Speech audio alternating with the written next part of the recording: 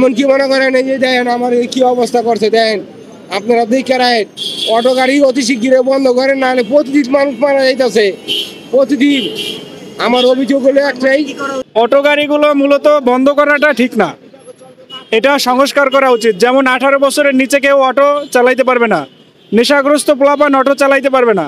একটা এলাকায় কতগুলো অটো থাকা দরকার সেটা নির্দিষ্ট করে দিতে হবে, এবং তাদেরকে একটা চার্ট আকারে কিছু নিয়মকানুন লিখে দেওয়া যেতে পারে যে তুমি এই নিয়মকানুনের বাইরে গেলে, উল্টা রোডে চললে, এরপরে এই গতি ঠিক না রাখলে তোমার জরিমানা হবে।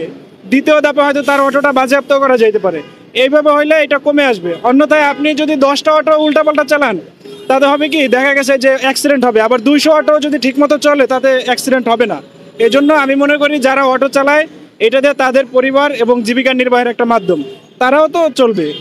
এজন্য তাদেরকে সংস্কার করে আনা উচিত। এবং যারা নেশাগ্রস্ত অল্প বয়সী পোলাপান, দেখা গেছে ওটা তো আর কষ্ট করে প্যাডেল দেওয়া লাগে না, ওটা পিক আপ দিলেই হয়। তো এই জন্য আপনার মতে কি বয়স ভিত্তিক করা উচিত? হ্যাঁ, এটা বয়স ভিত্তিক করা উচিত। তাতে হবে কি, আপনার অল্প বয়সী পোলাপান ওরা এত নিয়মকানুন জানে না, যার কারণে হয় কি ওরা যে কোনোভাবে চালায়। অটোদের জন্য কি টাইম মেইনটেইন করা উচিত না? জি, টাইম মেইনটেইন করা উচিত। টাইম আপনি মেনটেন করতে পারেন। রোডগুলো এ ক্যাটাগরির বি ক্যাটাগরি ভাগ করে দিতে পারেন, যে আপনারা হাইওয়েতে উঠতে পারবেন না, এই রাস্তা দিয়ে চালাইতে পারেন। সেজন্য এই জন্য এটা তো গভর্নমেন্ট না করে দিয়েছে যে মেইন রোডে একটা নির্দিষ্ট টাইম অনুযায়ী উঠতে। এখন এটা আপনি যখন লিখে দিবেন, তার কাছে একটা লিখিত প্রিন্ট আকারে থাকবে, তখন সে জবাবদিহিতার আওতায় যাবে। আর না হলে বলবে আমি তো জানি না, ঠিক না? সে বলবে গ্যারেজ মালিক পক্ষকে দিতে হবে। গ্যারেজ মালিক পক্ষ হোক, আমার এলাকায় মনে করেন 100 অটো আছে, আমি বলবো যে তুমি এই চার্ট না নিলে তুমি অটো চালাইতে পারবে না। সে বাধ্য হয়ে ওই চার্ট নিবে।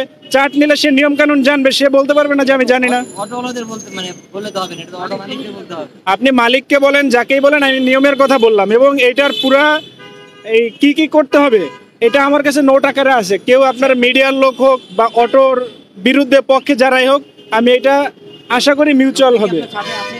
নোটটা আমার সাথে আছে, কিন্তু ওইভাবে প্রপারলি করা নাই। আমার কিছু কাগজে করা আছে, কিছু মোবাইলে আছে। হ্যাঁ, কেউ যদি বসতে চায়, কেউ যদি বলতে চায়, আমি মনে করি এটা সংস্কার করা যাইতে পারে। এটার পক্ষে না বিপক্ষে? কোনটা? সংস্কারের পক্ষে না বিপক্ষে? আমি সংস্কারের পক্ষে, অটো বন্ধ করার পক্ষেও না, আবার এইভাবে অটো চালানোর পক্ষেও না।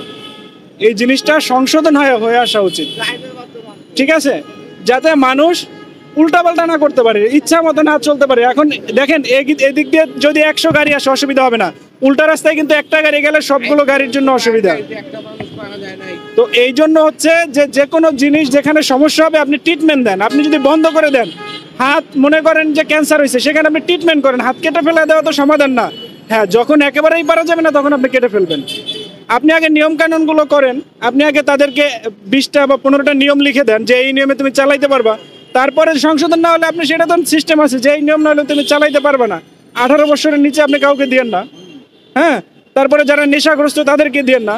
তারপরে যেমন আমার এলাকাটা 20 কিলোমিটারের মধ্যে, এই অটোটা এই অঞ্চলেই চলতে পারবে, অন্য জায়গায় চলতে পারবে না।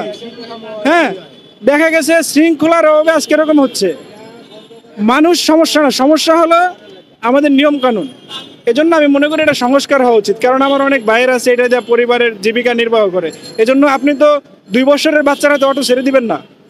এই জন্য যাদের ম্যাচুরিটি আছে বা নিয়ম কানুন মানবে, আপনি তাদেরকে দিয়ে অটো চালান এবং এটা একটা লিমিট করে দেন, তাহলে দেখবেন যে এটা সমাধান ইনশাল্লাহ অনেকটা হয়ে গেছে।